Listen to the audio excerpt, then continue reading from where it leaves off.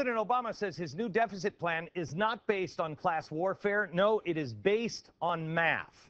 So how is it that this plan revolves around one of the richest men in the world, Warren Buffett? Unless Warren Buffett is lying, how does it add up?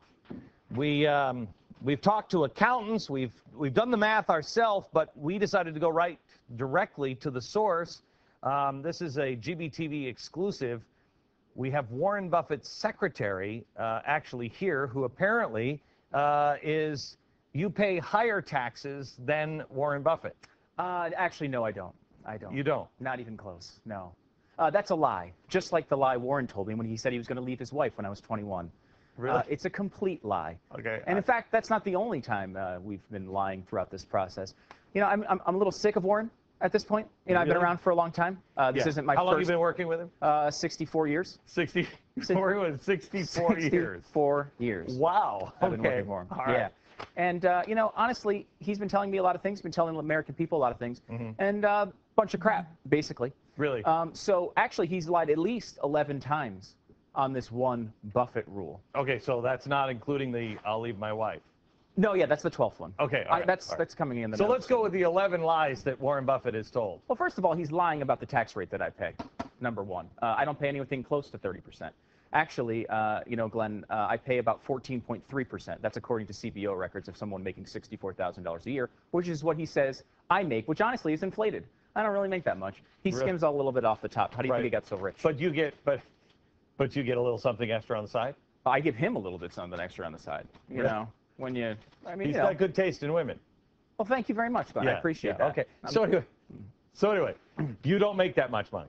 I do not. I do not make. Well, I don't pay that much. Okay. All right. So I do not pay 30%, about 14.3%. How about this? He's comparing two different taxes. See, he's earning taxes on something that it's not like income, like most people, like you or I earn it.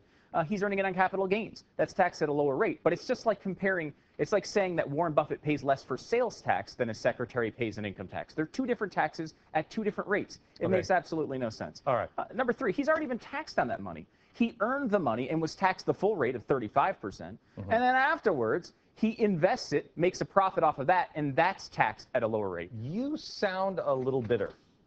Well, you know, I have worked 60 hours a week for 64 years. Right. You know what I get out of that? Right. I get I have a suite at the Days Inn where he meets me. It is a suite, but it's nothing special. The Days Inn in Omaha, it's not that great. Right. And, you know, yeah, do they leave some wine in there? Yeah, but it's boxed wine. It's nothing, you know, I'm just saying.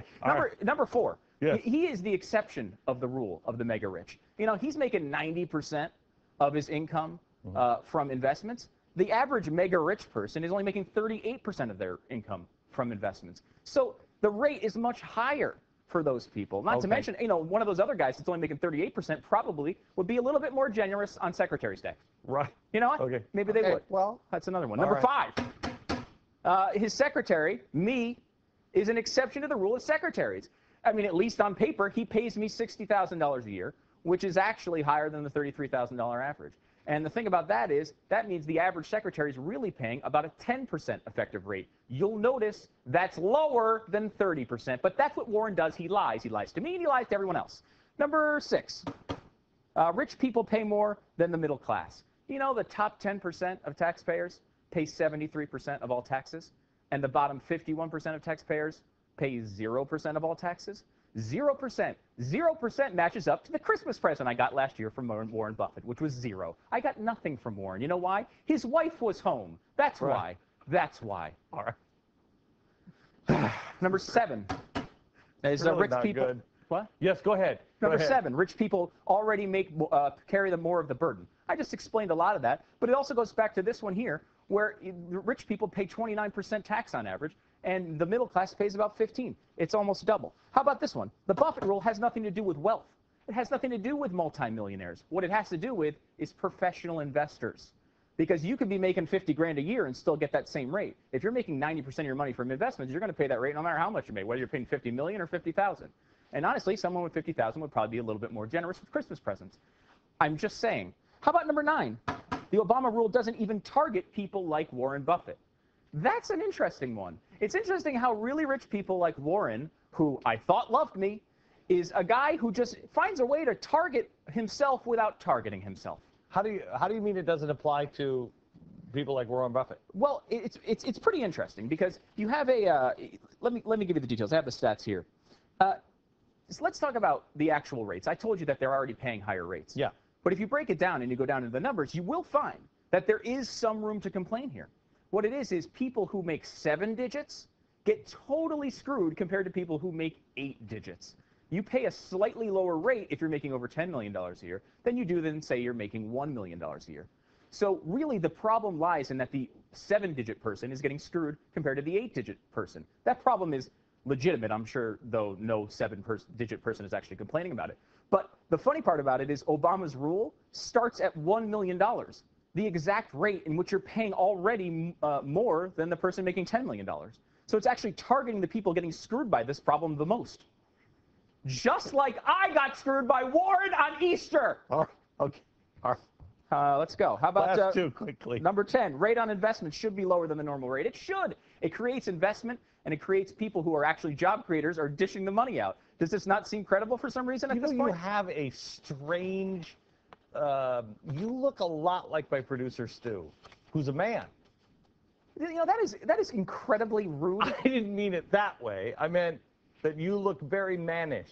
I got these done, and I think it makes me look It does. quite Did he feminine. pay for those? What's that? Did he pay for those? He said he was going to, and then all of a sudden his tax rate must have gone up a little bit because Right. he didn't come up with the money, did he? Right. Okay. Last one, lowering the capital gains tax equals more revenue. Let me quote the hardcore right-wing Charlie Gibson for you, because you know he's a right-winger, right? Charlie says, hey, guess what? You said to Obama, I certainly would not go above what existed under Bill Clinton, which was 28%.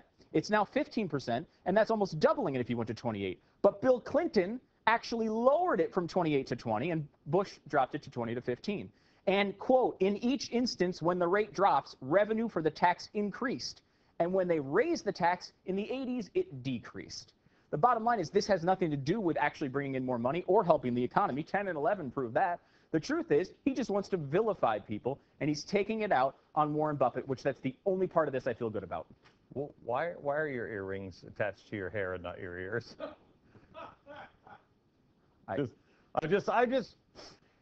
Look, I don't know who's telling the truth here. I think she has an awful lot of credibility, but it could be just her good looks. Back in a second. GBTV, the truth lives here.